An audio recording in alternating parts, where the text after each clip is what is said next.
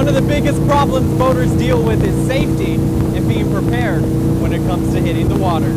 Neighbors tell me an older gentleman who appears to be homeless occupies this home. We're still waiting to hear from fire officials to see if he was inside the home at the time of the fire. The robbery took place early Tuesday morning, but unfortunately for the suspect, a video was sent directly to the business owner's phone, making it one of the world's largest sources of geothermal energy. Hello everybody, Nico Payne with you here. We're at Rogers & Rogers here in the Imperial Valley. It's the Salvation Army Blankets from the Heart's Drive. Caltrans will begin work on stage 2, which will involve street closures for up to 3 months. Raining day officially begins tomorrow. You can expect to hear him in the air as early as 8 o'clock in the morning and continuing throughout the rest of the day. 2 people have been arrested and multiple weapons seized as this investigation continues. We talked to community members in Imperial today to see how they feel in what has been called the safest city in California. Darlene, I'm here at the Cattle Call Rodeo. They are celebrating 60 years this year.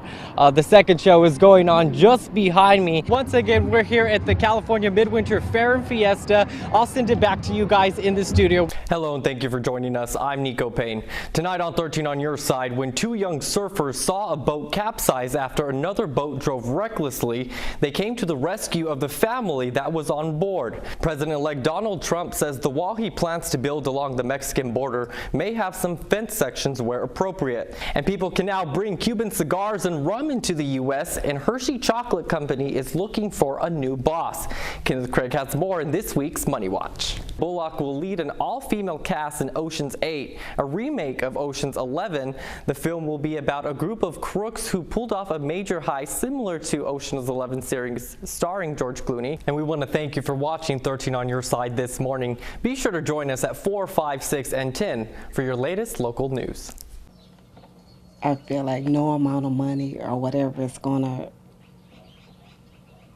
take the place of my husband or his life. Charles Sampson was pulled over on December 13th of 2013 for running a stop sign. Police found a meth pipe and shotgun inside Sampson's car and placed him under arrest. While in custody, Sampson began to show distress.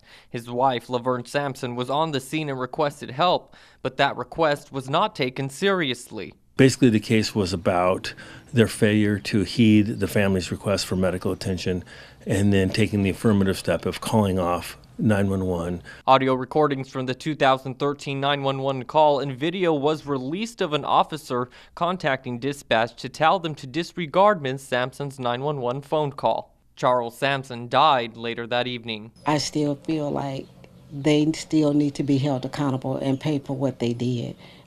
I still feel like that still haven't been resolved, even though we have come to this agreement and this settlement offer. They still need to be held accountable and pay for what they did. The settlement meant a lot to the family because it was finally an admission, although an indirect admission, that what had happened that night was inappropriate.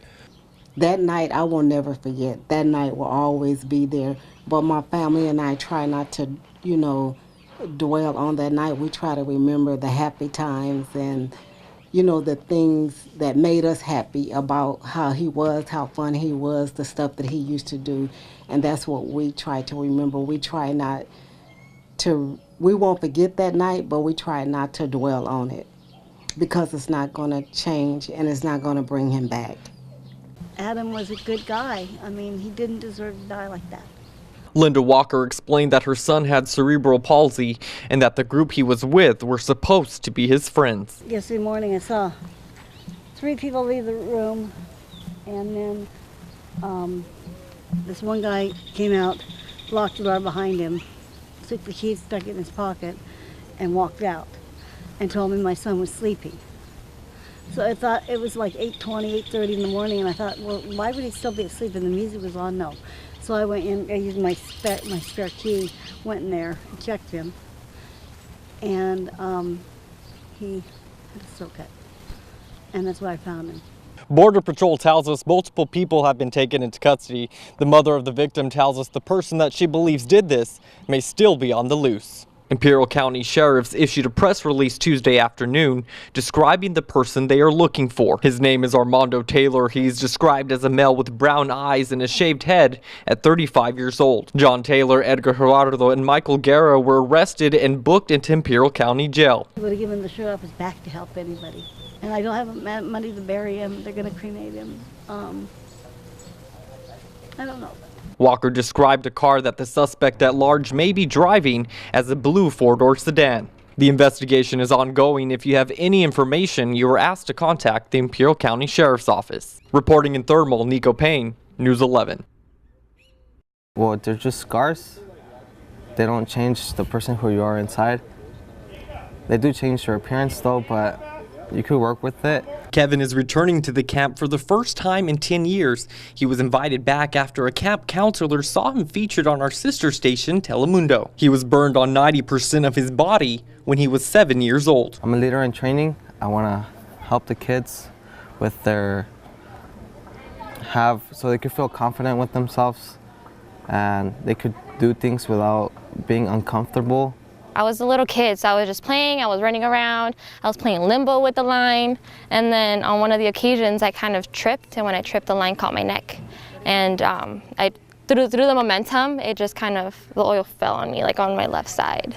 Anna has been attending camp for 14 years. She says coming here has built her confidence. I'm very self-conscious about who I am, but thanks to camp, it has made me feel more comfortable. It's made me more comfortable. With just the simple fact of wearing shorts, because I got burned on my left leg. Here at Camp Beyond the Scars, burn survivors are given the tools to not only build confidence, but to make lifelong friendships.